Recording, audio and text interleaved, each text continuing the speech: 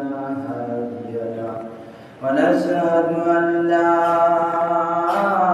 إله إلا الله وحده لا شريك له ونشهد أن سيدنا وحبيبنا ومولانا محمدا عبده ورسوله قال الله تعالى في كلامه المجيد والفرقان الحميد فأعوذ بالله من الشيطان الرجيم بسم الله الرحمن الرحيم فلله الحمد رب السماوات ورب الأرض رب العالمين وله الكبرياء في السماوات والأرض وهو العزيز الحكيم وقال تعالى وقضى ربك ألا تعبدوا إلا إياه وبالوالدين إحسانا إما يبلغن عندك الكبر أحدهما أو كلاهما فلا تقل لهما أف ولا تنهرهما وقل لهما قولا كريما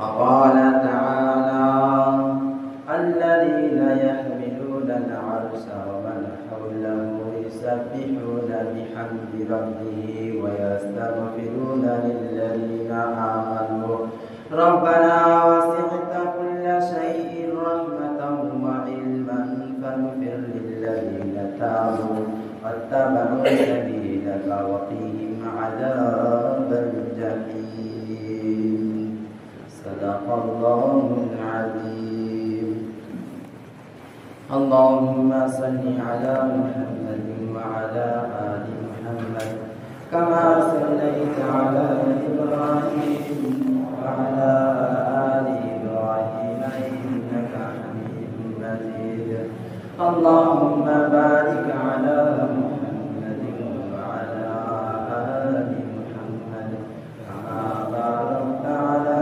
إبراهيم وعلى آل إبراهيم إنك حميد مجيد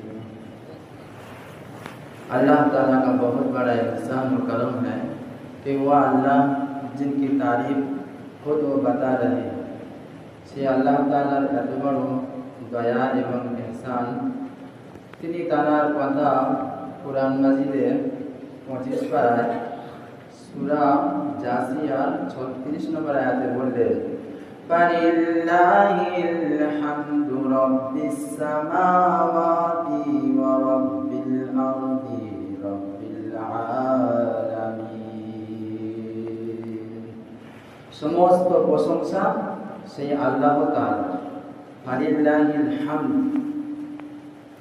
রব্বিস সামাওয়াত যিনি আমাদের আসমানের রব ওয়াল আরদ জমিনের রব যিনি আসমানের মালিক যিনি জমিনের মালিক তার প্রশংসা করছে সেই আল্লাহ আর রব্বিল আলামিন যে আল্লাহ জাহান বলে অর্থাৎ পুরো জাহান বলের মালিক যিনি পুরো দুনিয়ার মালিক যিনি তারই প্রশংসা করছি আমরা এই কথা আল্লাহ তাআলা কুরআন শরীফে 25 পারার শেষ পৃষ্ঠায় সূরা জাসিয়ার 36 নম্বর আয়াতে আল্লাহ নিজের কথা মানুষকে পরিষ্কার করে বলে দিলেন কিন্তু আমরা মানুষ আমরা এইসব বিষয়ে অবগত নেই কারণ কোরআন থেকে আমরা 100 কিলোমিটার দূরে আছি অনেক অনেক দূরে আছি এত বড় কথা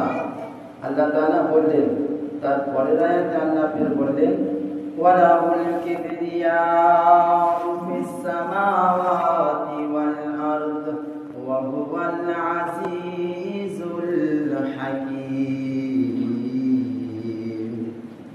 সমস্ত বড়াই, যত বড়াই আছে, অর্থাৎ বড়াই আসমান এবং জমিনে যদি কারো থাকে তো সেই বড়াই একমাত্র আল্লাহ তাআলা, ওয়ালাহুল কিবরিয়া, ওই बड़ाई एकमात्र उसके लिए है। हम और आप इंसान हैं, हम कुछ भी हो जाए हम बड़ाई नहीं कर सकते, हमारे अंदर बड़ाई नहीं आना चाहिए। अगर आ भी जाए तो उसके लिए तौबा इस्तिग़फ़ार करना चाहिए, क्योंकि हम और आप ये जानते हैं कुरान मजीद में ऐसी बहुत सारी जगह है जहाँ अल्लाह ताला ने बता दिया कि दुनिया के अंदर बहुत सारे इंसान बड़ाई और घमंड कर चुके हैं और जिसके नतीजे में वो जहन्नम रसीद हो चुके हैं, उसकी दुनिया बर्बाद हो गई, उसकी आखिरत बर्बाद हो गई।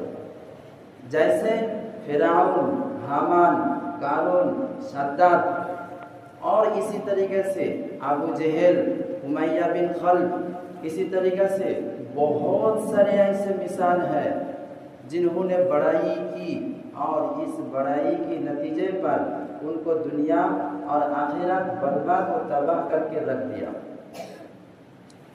तो हमें और आपको ये सोचना चाहिए कि हमारी ज़िंदगी जितने भी है और जिस हाल में भी है और जहाँ भी हम हैं उस अल्लाह का शुक्रिया अदा करना चाहिए।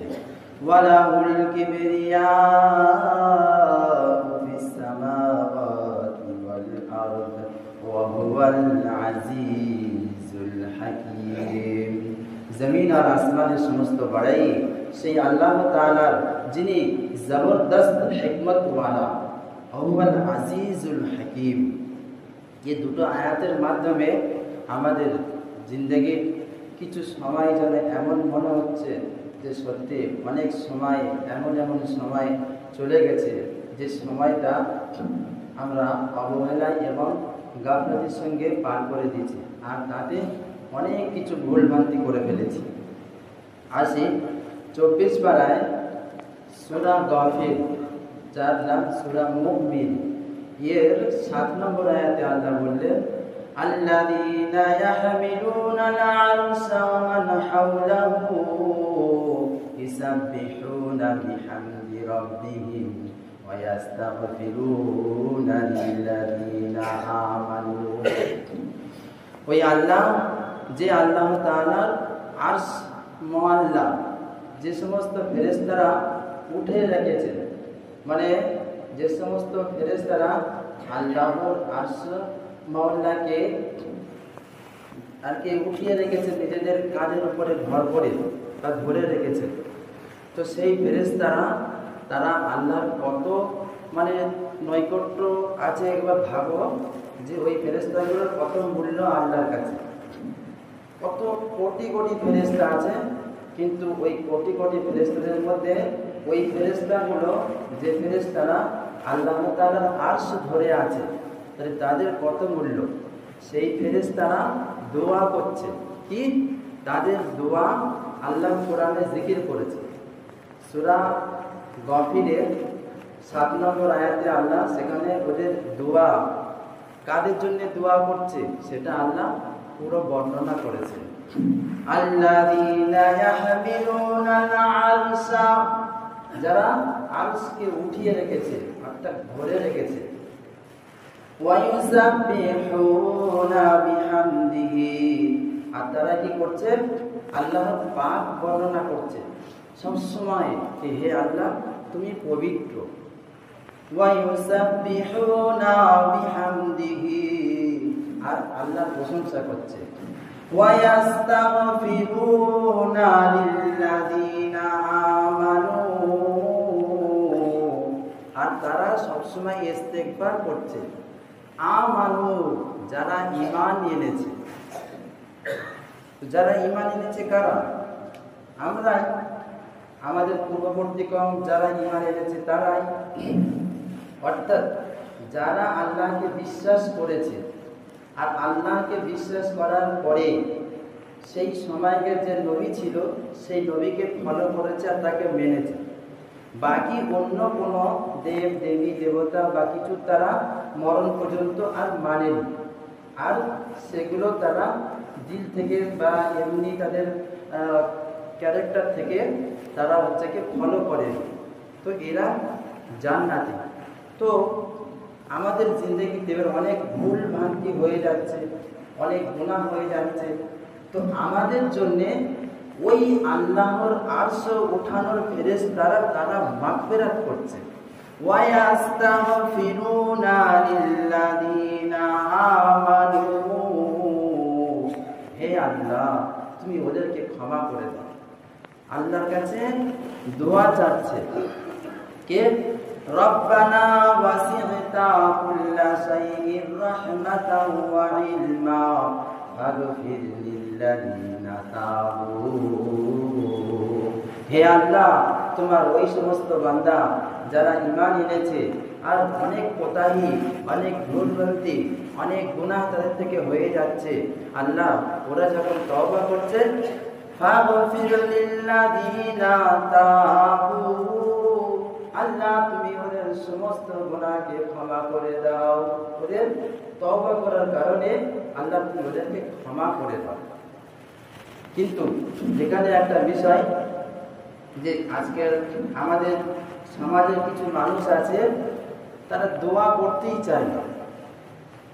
জীবনের কখন কোন সময় কোন দোয়াটা তোমার জন্য কাজে লাগবে তুমি নিজেও জানো না, কিন্তু তুমি তো আল্লাহর কাছ থেকে চাওয়া থেকে পিছনে সরে যাও। তুমি তখন ফেরকার ভিতরে চলে আসো, মশলা দিতে শিখে যাও। তোমার জিন্দগি এত বিজি হয়ে যায় যে দু এক মিনিট আল্লাহর কাছে হাত তুলে একটু চাইবে, তুমি সে সময়টাই পাও না, তোমার এত কাজে ব্যস্ত হয়ে যায়। ফাগফির লিল্লাযিনা তাবু, যারা তওবা করবে, আল্লাহর কাছে কাঁদবে, আল্লাহর কাছে চাইবে, আল্লাহ তাদেরকে ক্ষমা করে দেবে। কিন্তু যারা তওবা করবে না ওদের বিষয় বলেই নি আল্লাহ। ওদের বিষয়ে অন্য কোনো আয়াতে সেখানে জিকির করেছে, এখানে ওদের বিষয়ে কোনো বিষয়ই নেই। তাহলে চিন্তা করো কত বড় ভয়ঙ্কর একটা ব্যাপার। সেজন্য আজকে সমাজে আমরা অনেক সময় দোয়া কি হবে, একটুখানি দোয়া একটুখানি দোয়া, হ্যাঁ যেখানকার যেমন দোয়া সেখানকার তেমন সেটাই করতে হবে। দোয়ার অনেক ব্যাপার আছে। তুমি পায়খানার ভিতরে গিয়ে হাত তুলে দোয়া করবে না, হুজুর বলেছে দোয়া করতে। গোসল করতে গেছে পুকুরে, সেখানে গিয়ে হাত তুলে দোয়া করছে, আল্লাহ আল্লাহ আমাকে ক্ষমা করে দাও। ওই ওখানকার দোয়া আলাদা আছে।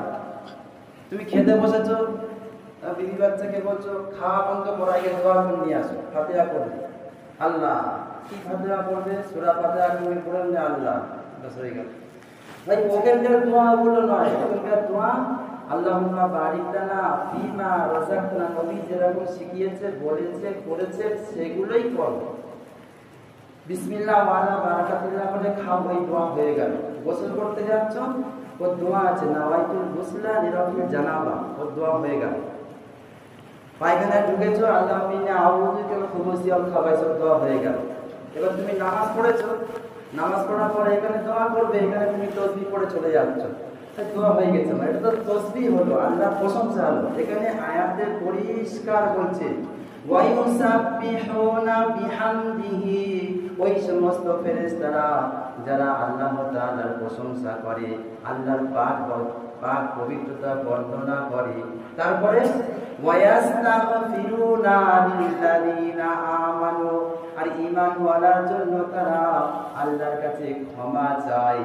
ক্ষমা চাওয়া আর তাসবিহ পড়া দুটো একই হলো, কিন্তু সাধারণ মানুষ তো এটাই বলছে দোয়া থেকে, দোয়া আবার কি?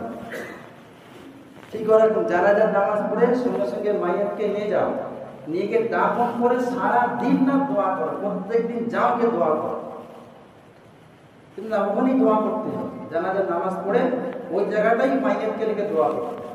যদি বলে হাদিস কোরআনে কোনো প্রমাণ খুঁজে পাবে না, তখন বুজুর্গরা করেছে। আর বুজুর্গরা করেছে তার অনেক কারণ আছে, অনেক ব্যাপার আছে, অনেক বয়স্ক মানুষ আছে, আল্লাহ বলি আছে। আমি মনে করো 60 বছর হয়ে গেছে কি 70 বছর হয়ে গেছে, আমি জানাজা পড়ালাম। আমি তোর কবরস্থানে যেতে পারবো না, কতক্ষণ সেখানে দাঁড়াতেও পারবো না, তো এখানে একটু দোয়া করে দিলাম। ও আমার এইটা নিয়ে কানুন করে দিল, করতেই হবে, আর না করলে ইমাম সাহেব রাখা যাবে।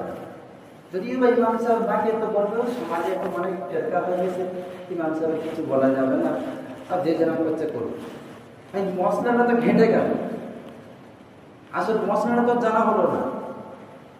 দোয়া করার জায়গায় দোয়া করবো, তো এইটা কাকে বোঝাবো? এইটা বোঝাতে গেলে বলে হুজুর দুটাই করতেছে, ওদিকেও খাচ্ছে এদিকেও খাচ্ছে, যে বোঝে না সেটা বলো। এরকম করে কজনকে বোঝাবো?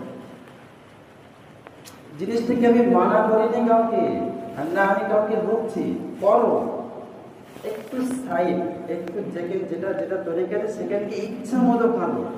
নামাজ পড়ার পরে তুমি দোয়া করো, তুমি আল্লাহর কাজ করেছো, ও তসবিহ পড়ে চলে যাচ্ছে, সুবহানাল্লাহ আলহামদুলিল্লাহ আলহামদুলিল্লাহ হয়ে গেল। হ্যাঁ, যদি পেরেশানি থাকে, বিপদ থাকে, ঠিক আছে, সবসময় যদি চলে যান, ও দোয়াটাকে দোয়া মানেই না। ও জানে নামাজ হয়ে গেলে মানে সব শেষ। তো কত বড় বিষয়!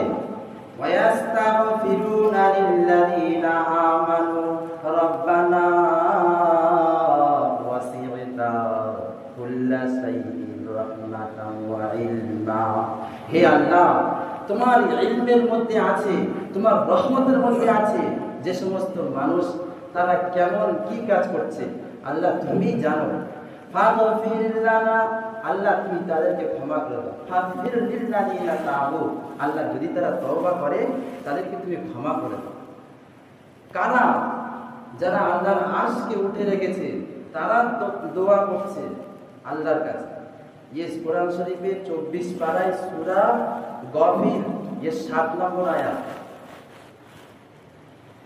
তো যাই হোক, এতক্ষণ ধরে যা শুনলাম, আযাব আল জাহিম, আর জাহান্নামের আযাব থেকে আল্লাহ বাঁচাও। তো আমরাও সবসময় আল্লাহর কাছে কাঁদবো, হে আল্লাহ আমাদের সঠিক বুঝ দান করো, আর সঠিকভাবে দিনের উপরে চলার তৌফিক দান করো, আমিন। কোরআন মাজিদে সূরা বনী ইসরাঈল এর 23 নম্বর আয়াত, আল্লাহ সেখানে বললেন, ওয়াকাযা রাব্বুকা আল্লা তা'বুদু ইল্লা ইয়্যাহু ওয়া বিল ওয়ালিদাইনি ইহসানা ইম্মা ইয়াবলুগান্না ইনদাকাল কিবারা আহাদুহুমা আও কিলাহুমা ফালা তাকুল লাহুমা উফিন ওয়ালা তানহারহুমা ওয়া কুল লাহুমা কাওলান কারীমা। তোমাদের মাতা পিতা যারা বৃদ্ধ হয়ে গেছে, যারা বয়স্ক হয়ে গেছে, বা ওদের মধ্যে কোনো একজন কেউ আছে, ওদের সঙ্গে তোমরা এমন ব্যবহার করো না তোমাদের ব্যবহারে কষ্ট পেয়ে আর বলে, উফ কি ছেলে জন্ম দিলাম, উফ কি সন্তান জন্ম দিলাম, এই উফ। ফালা তাকুল লাহুমা উফিন ওয়ালা তানহারহুমা। সংসারে অসহায়, গরিবী কি মালদারি, যার কারণে তুমি বাবা মাকে মুখ নাড়া দিচ্ছ, তাড়া দিচ্ছ নানান রকম ভাবে। বলেনি যে বড় ছেলে ছোট ছেলে, সন্তানকে বলছে, অর্থাৎ সেই মাতা পিতার যে কটা সন্তান থাকবে, সেই কটা সন্তান সবকেই তাকে মুখ নাড়া দিও না, নাম দাম করো না। তোমার ব্যবহারে যেন তোমার মাতা পিতা উফ শব্দটা যেন মুখে না আনে। আল্লাহর হুকুম, ওয়া কুল্লাহুমা কাওলান কারীমা। আল্লাহর হুকুম হচ্ছে কি, তাদের সঙ্গে নরম কথা বলো, মিষ্টি কথা বলো, আদবের সঙ্গে বলো, তাজিম করো, ইহতিরাম করো তাদের সঙ্গে। এবার একটা ওয়াকিয়া শোনো, যে এই আল্লাহর বিধান কোরআন মাজিদে সূরা বনী ইসরাঈলের 23 নম্বর আয়াতে আল্লাহ এই বিধান শোনালেন যে মাতা পিতার কতটা হক রাখে। আর নবীজি হাদিসে বলছেন যে এই রমজান মাসে 3 জন ব্যক্তিকে ধ্বংস হওয়ার জন্য জিবরিল আমিন আলাইহিস সালাম ইনি বদদোয়া করেছেন, এনার সঙ্গে সঙ্গে নবীজি আমিন বলেছেন। আল্লাহ নবী বললেন, ও ধ্বংস হয়ে যাক, কবুল করে নাও। শুনে রাখুন, যদি আমাদের ভিতরে এই গুণ থাকে, আল্লাহর কাছে তওবা করব। তিনজন ব্যক্তি কেমন? আল্লাহ নবী সাল্লাল্লাহু আলাইহি ওয়াসাল্লাম বললেন, মেম্বারে যখন তিনি বসলেন তো জিবরিল আমিন আলাইহিস সালাম আসলেন আর বললেন, ইয়া রাসূলুল্লাহ, আমার সঙ্গে সঙ্গে আপনি আমিন বলুন।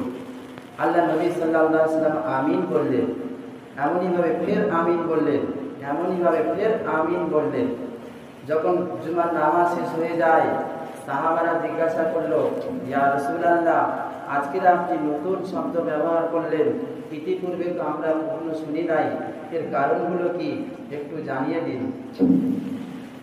আল্লাহ নবী সাল্লাল্লাহু আলাইহি ওয়াসাল্লামকে সাহাবীদের জিজ্ঞাসা করার কত আদব ও ইহতিরাম এবং কত সুন্দর একটা জানার ইচ্ছা।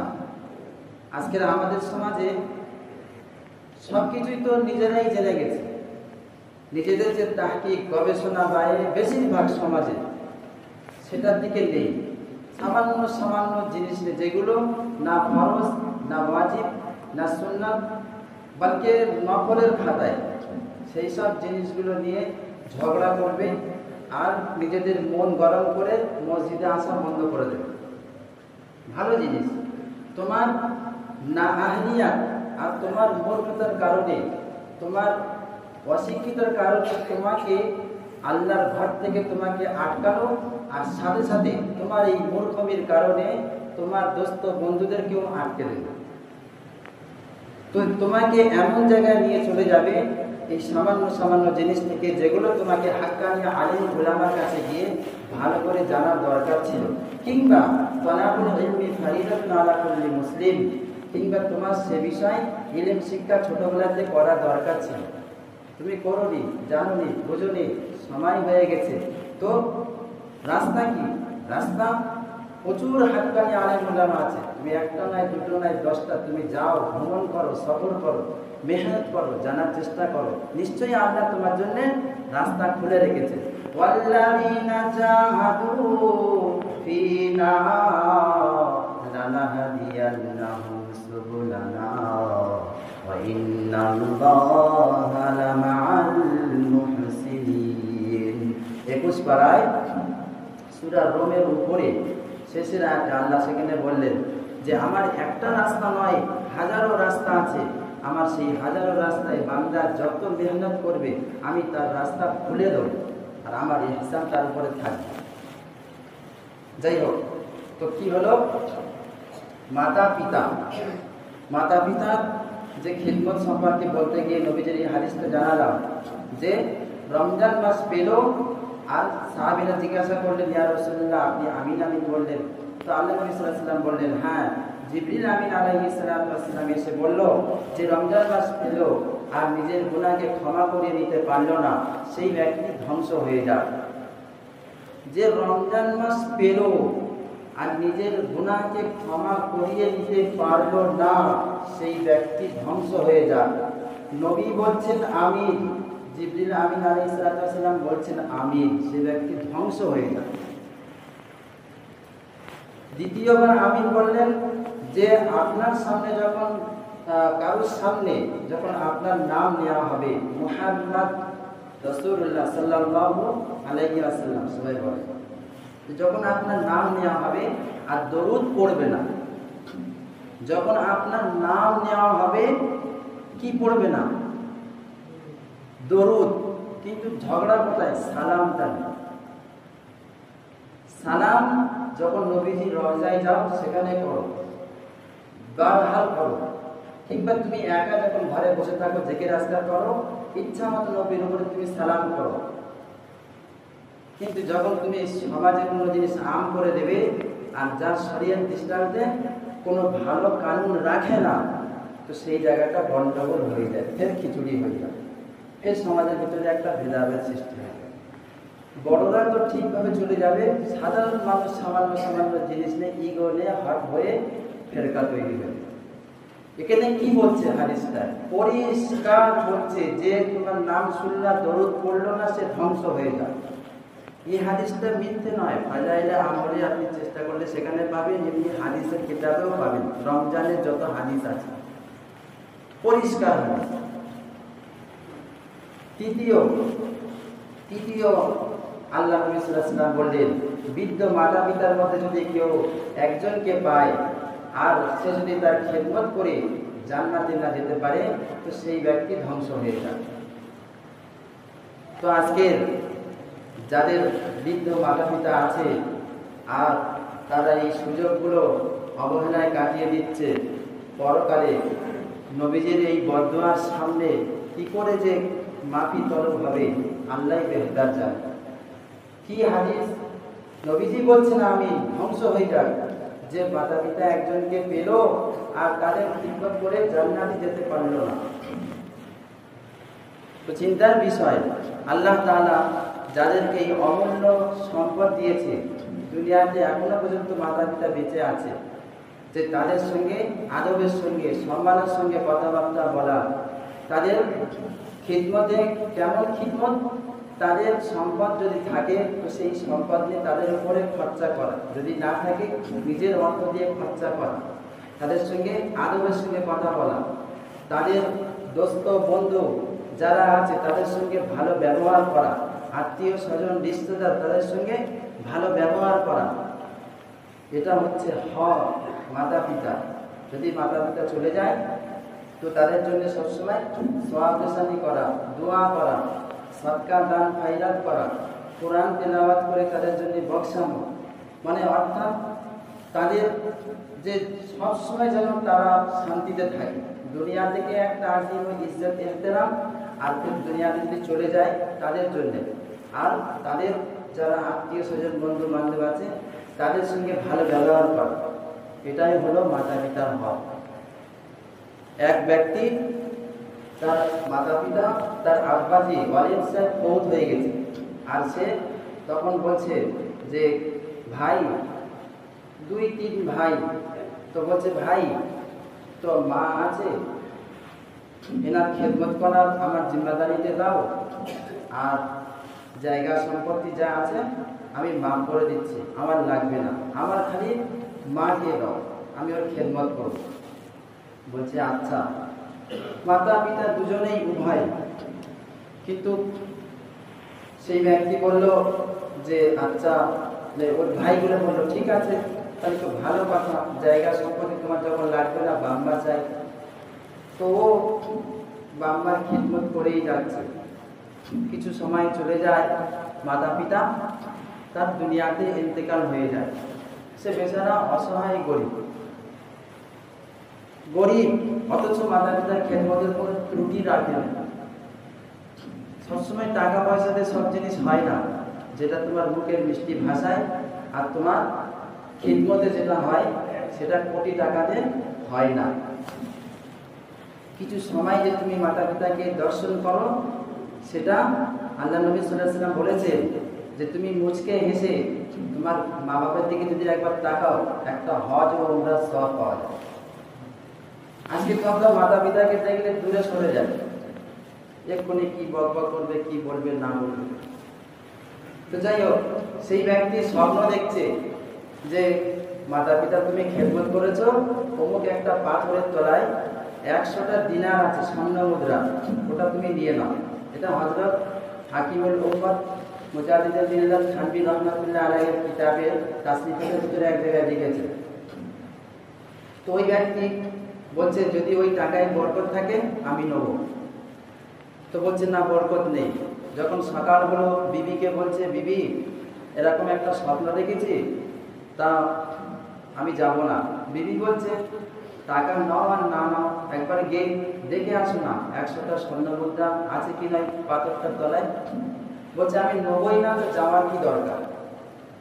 দ্বিতীয়বারে ফের দ্বিতীয় রাত্রে স্বপ্ন দেখেছে যে ওই একই স্বপ্ন, যে ওই পাথরটার তলায় 10টা স্বর্ণ মুদ্রা আছে। বলছে 10টা সোনার টাকা। ফের বিবিকে বললো, বলছে এবার তো কমসে কম যাও, গিয়ে একবার দেখে আসো। বলছে আমি যাবই না, আমি স্বপ্নেতে জিজ্ঞাসা করেছিলাম কি ওই টাকাটা আমাকে দিচ্ছে আমার বাম্মার খেদমতের বিনিময়ে, কিন্তু ওই টাকায় তো কোনো বরকত নেই, আমি জিজ্ঞাসা করলাম, তো ওই জন্য আমি যাব না। তৃতীয়বার রাত্রে ফের একই স্বপ্ন দেখছে যে তুমি তোমার মাতা পিতার খেদমত করেছিলে, যার কারণে তোমাকে এই একটা স্বর্ণ মুদ্রা দেওয়া হচ্ছে, ওই পাথরটা তোলা আছে একটা স্বর্ণ মুদ্রা, একটা সোনার টাকা। তো তুমি ওইটা নিয়ে আসো। বলছে ওই টাকায় বরকত হবে? বলছে হ্যাঁ এটাই বরকত হবে। তো আর বিবিকে বলেন, সকালে উঠে আর সেই পাথরটা তলায় গিয়ে দেখেছে সত্যি একটা সোনার টাকা আছে। সেই টাকাটা নিয়ে এসেছে, এসে বাড়িতে গিয়েছে, বাড়িতে গিয়ে প্যাকেট নিয়ে বাজারে গেছে, বাজারে গিয়ে জানে বরকতের টাকা, বাজারে গিয়েছে, গিয়ে একটা মাছ কিনেছে, আর সেই মাছ কিনে এনে ঘরে বিবিকে দিয়েছে।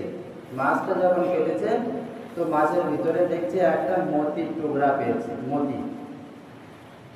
তো মাছ খেয়ে রান্না বান্না করে সব হয়ে গেছে, ওই মতিটা নিয়ে বাজারে গিয়ে বিক্রি করেছে।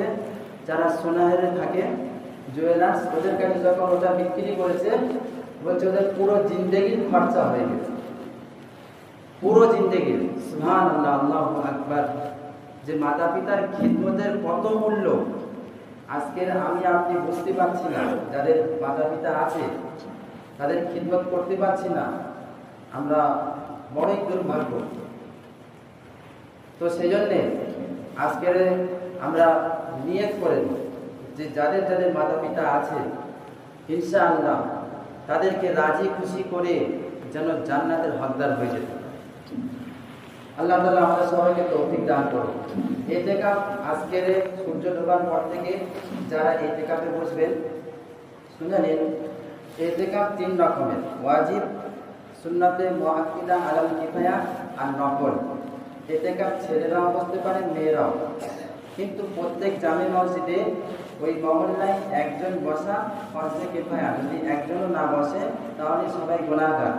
কিন্তু আরো বিভিন্ন মানুষকে যাদের কোনো কাজ নেই, বয়স হয়ে গেছে, কিংবা এমনও মানুষ আছে জওয়ান মানুষ কিন্তু তাদের কোনো কাজ নেই, তো তারা যদি দুনিয়ার সব ব্যস্ততা থেকে খালি করে আর আল্লাহর সঙ্গে ব্যস্ত হয়ে যায়, আল্লাহর সঙ্গে সময় খালি করে নেয়। ইতিকাফের মানে হলো এটাই যে দুনিয়ার সব ব্যস্ততা থেকে সে দূরে সরে থেকে আল্লাহর সঙ্গে দিলকে লাগাবে। আর কটা? এই 10টা দিন, এই 10টা রাত, অর্থাৎ এই আখেরি 10 দিন রমজান মাসের, আজকের মাগরিবের পর থেকে নিয়ে আর চাঁদ রাত পর্যন্ত। চাঁদ রাত যেই চাঁদ দেখা যাবে তো ব্যাস তখন থেকে তার ইতিকাফ শেষ হয়ে যাবে। তো এর ফজিলত কি? বলছে রমজান মাসের একটা ইতিকাফ একদিনের 2টো করে হজ আর 2টো করে উমরার সওয়াব পাওয়া যায়। 3 হোপা জাহান্নামের আগুন থেকে প্রত্যেক দিন দূরে সরিয়ে দেয়। আর এক একটা হোপা আসমান আর জমিনের মধ্যেখানে যতটা গ্যাপ আছে এতটা ব্যবধান। ইতিকাফ ওয়াজিব, যে ইতিকাফটা অনেকে মান্যত করে যে আমার ওই কাজটা পূরণ হয়ে গেলে আমি এই কদিন ইতিকাফ করব, এই ইতিকাফটা হলো ওয়াজিব। রমজান মাসের 10 দিন ইতিকাফ হলো সুন্নাতে মুআক্কিদা, আলাল কিফায়া, অর্থাৎ সবাই করতে পারে তত কমসে কম একজন। আর বাকি সারা জিন্দেগিতে যখনই ইতিকাফ করবেন নফল ইবাদত, অর্থাৎ মসজিদে ঢুকলেন, আল্লাহ আমি ইতিকাফের নিয়ত করে নিচ্ছি, অর্থাৎ আমি কারোর সঙ্গে কথা বলবো না, কিছু বলবো না, চুপচাপ বসে থাকবো তোমার ঘরে। যতক্ষণ তুমি চুপচাপ থাকবে ততক্ষণ তোমার নেকির পাহাড় তৈরি হবে। হাদিসে এসছে যে গরুর বোঁটা থেকে একবার দুধ দুয়ে আর একটা বোঁটায় হাত দেবে, এতটুকু সময় যদি কোনো মানুষ কারোর উপকার করে, কোনো মানুষ কারোর যদি উপকার করে এতটুকু সময় বা এতটুকু জিনিসে, যেমন কেউ হচ্ছে কে রাস্তায় হাঁটছে, আপনি তাকে একটুখানি গাড়ি ঠেলে দিলেন, অসুবিধা হলো, ব্যাগ তুলে দিলেন, কি কারোর 1 বন্যা পানি তুলে দিলেন, এতটুকু সামান্য। বলছে সেই ব্যক্তি সেই সময় 10,000 নফল ইতিকাফের সওয়াব পেয়ে যায়, তার আমলনামার খাতায় আল্লাহ তাআলা লিখে দেন। এত ফজিলত ইতিকাফের। মেয়েরা ঘরের কোণে বসে ইতিকাফ করতে পারে, যে কোনো ঘরের কোণে যদি এক্সট্রা ঘর থাকে তো সেই ঘরে বসে অন্য জনের কারো দ্বারা কাজ সব করিয়ে নেবে। বিশেষ করে যে সমস্ত মেয়েদের বয়স হয়ে গেছে বা কোনো কাজ নেই, তারা যদি নিয়ত করে করতে পারে তো খুবই ভালো। তবে এই 10টা দিন ঘর থেকে বাইরে যাবে না, গোসল বাথরুম ছাড়া আর বাইরে যাওয়া যাবে না, কারোর সঙ্গে অযথা কথা বলা যাবে না। ছেলেদের মসজিদের সেম একই, বাইরে কারোর সঙ্গে বেশি কথাবার্তা না বলা, জরুরত ছাড়া একদম। আর বাইরে বেশি না যাওয়া, সারাক্ষণ 24 ঘন্টা মসজিদে, গোসল করার টাইম আর ওযু করার টাইম জরুরত মতো গিয়ে সঙ্গে সঙ্গে চলে আসা। আর নফল ইতিকাফ যখনই আপনার ঘরে আসবেন তখনই ইতিকাফ যদি নিয়ত করে নেন তার সওয়াব পেয়ে যাবেন। তো ইনশাআল্লাহ আল্লাহ তাআলা আমাদের সবাইকে তৌফিক দান করুন। আর একটা মশলা হচ্ছে যাকাতের বিষয়। যাকাত আমরা দান করি, খুবই ভালো, কিন্তু যাকাত সম্পর্কে কোনো জায়গায় তোমার ওই টাকার বিনিময়ে কাপড় চোপড় এসব দেওয়ার কথা কিন্তু বলে নেই আল্লাহ। তোমার যে জিনিসটা যাকাত হচ্ছে সেটাই দাও। তোমার টাকায় যখন যাকাত বার হচ্ছে তো তুমি টাকা দাও। যদি তুমি সোনার মালিক হও তো সোনার যদি যাকাত বার হয় তো সোনা বার করো, রূপোর মালিক হলে রূপো বার করো। কিন্তু আমাদের সমাজে কি হয়, যাকাতের টাকা নিয়ে জিনিসপত্র কিনে তাকে শাড়ি বা অন্যান্য কিছু দিয়ে দেওয়া হয়। এটা কিন্তু ঠিক নয়, এটা চরম একটা ভুল। ভাই আমার টাকা যাকাত বার হয়েছে তো আমি সেই টাকাটা গরিব এতিম মিসকিন অসহায় মানুষকে তার কাছে পৌঁছে দেবো। হ্যাঁ, যদি আমি শাড়ি বা আরো অন্যান্য কোনো জিনিস কিনে দিতে চাই তো রমজান মাসে তো শুধু যাকাত দিতে বলিনি, দান খায়রা সাদকা তো করতে বলেছে। যাকাত তো ওটা আমাদের হক। এবার তুমি দান করো, তুমি 1 লাখ টাকা শাড়ি কেনো কি 50,000 টাকা কেনো, কিনে তুমি ইচ্ছা মতো মানুষকে দান করো, এটাই করো, এটাই উত্তম। কিংবা কিছু গরিব মানুষ যারা অসহায় মার্কেটে যেতে পারবে না তাদের কাছে যাকাতের টাকা দিয়ে দিলে, তাদেরকে বললে যে যদি তোমার অসুবিধা হয় তাহলে বলো, আমি তোমাদের এই টাকা নিয়ে তোমার কি কি লাগবে বলো, কিনে এনে দিচ্ছি। তাহলে কি হবে, সেও খুশি, আল্লাহও খুশি। আর আল্লাহ যখন খুশি হবে তো তোমার মালে ডবল বরকত হয়ে যাবে, প্রচুর বরকত হয়ে যাবে। ইনশাআল্লাহ আমরা এগুলো খুবই খেয়াল রাখবো। আল্লাহ তাআলা আমাদের সবাইকে তৌফিক দান করুন। ওয়া আখিরু দাওয়ানা আলহামদুলিল্লাহি রাব্বিল আলামিন।